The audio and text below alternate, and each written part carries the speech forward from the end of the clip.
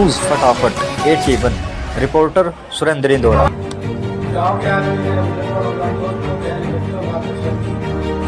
आज आने वाली 5 तारीख एक महत्वपूर्ण समय आपके सामने है, क्योंकि जिसको आप आशीर्वाद देंगे उसी तरह से रेवाड़ी का भविष्य लिखा है। वो कहते हैं ना, भाई एक दादा पोते से बात कर रहा था, बोला दादा बड़ा आदमी कौन होता है? एक थानेदार जा रहा था, इशारा कर दिया दादा ने, ये वाला बड़ा आदमी होता है। थोड़ा दिन में उस गांव में एसडीएम आया, तो वो थानेदार भी उसको स्वरूप मार रहे, बोले दादा हम तो कहते थानेदार बड़ा आदमी आया, ये बड़ा है। थोड़े दिन बाद में उस गांव में डीसी आ गया, तो वो दोनों ही स्वरूप मार रहे थे, एसडीएम भी थानेदार। तो बोले दादा बहका रहे थे, अब ये जो डीसी आया ये बड़ा है। और फिर नेता जब बन के आता है, ढोल नगाड़ों से मंत्री जी बन के आता है, उसका स्वागत होता है, उसका अभिनंदन होता है, फिर डीसी भी उसकी खिड़की खोलता है कि नहीं? फिर वो खोलता दादा कहता है, बोले दादा की कोई आया मंत्री जो बड़ा है। और फिर आ जाता है चुनाव आ जाता है, तो वही मंत्री दादा के पैरों में हाथ लगा के कहता है, दादा पिछली बार गलती होगी उसको दोबारा नहीं कराऊंगा, इनका काम करो, इसलिए मुझे आशीर्वाद दो। फिर पोता दादा से कहता है, बोले दादा आप तो कह रहे थे ये बड़ा है, लेकिन अब मैं समझ गया, बहुत देर से उल्लू बना लिया, बड़ा आदमी कौन होता है? बोले कौन होता है? सांसद बड़ा, एसडीएम बड़ा, ना डीसी बड़ा, ना मंत्री बड़ा, अगर सबसे बड़ा कोई है तो मेरा दादा है, मेरा देश का वोटर है। इसीलिए कहते हैं ना, मेरे देश का वोटर भाग्य विधाता है। मोदी जी कहते हैं नहीं विनोद भाई, सरपंच तो उधर है, लेकिन मेरे सरपंच आपने तो बोला मेरा सबसे बड़ा वोटर है, वो मेरे देश का भाग्य है। इसलिए मैं कह रहा हूँ, आने वाली 5 तारीख को एक भाग्य लिखने का दिन है कि नहीं? 5 साल किसके हाथों में आप ये अपनी ताकत देना चाहते हो, ये निर्णय लेने की करें। और निर्णय जब लिया जाता है सोच समझ के लोगे तो निश्चित तौर पे आप कमल पर दबाते हुए जरा सा भी संकोच नहीं करेंगे।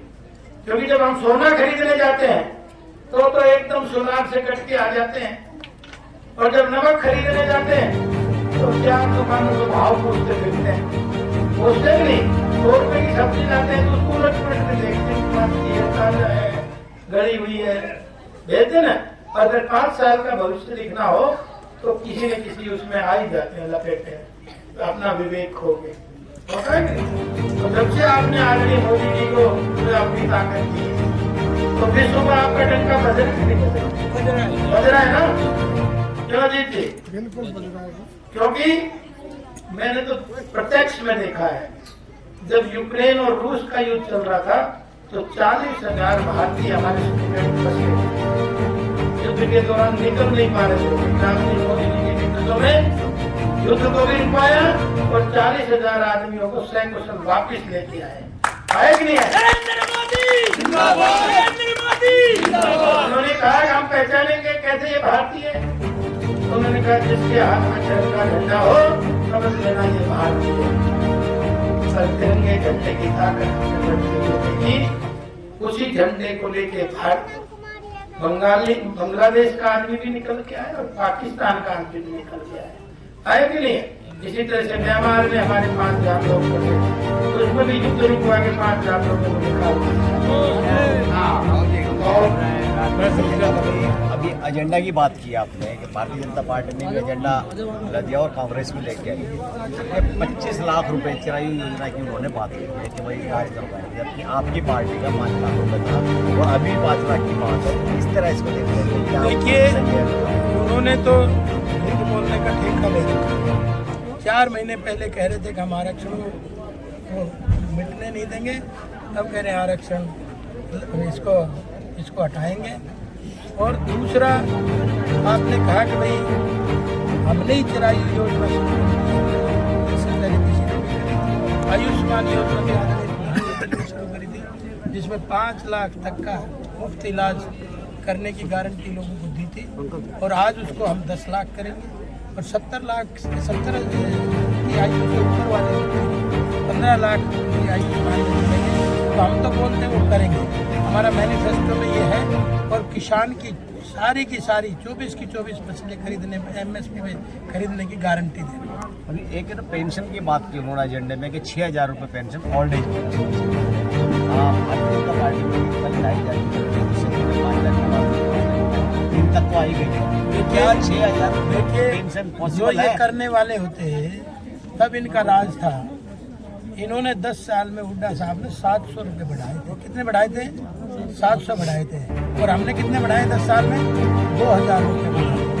आज 3,000 रुपये पेंशन है, और हमने तो वो व्यवस्था भी कर दी। अब TADA साथ ही हर साल 250 रुपये उसमें इजाफा होता चला जाएगा। अंत में आप देखेंगे वो 6,000 पेंशन हो जाएगी। लेकिन हमने तो देनी है, इसलिए हमने व्यवस्था करी है। ये नारे हैं, इसलिए वो कहते हैं ना, सोने का मृग दिखा के और राम जी पीछे चले जाते, सीता हरण हो जाता। तो वोटों का हरण करना चाहते हैं, सीता रूपी वोटों का ये हरण करना चाहते हैं जो इस तरह के लोग हैं।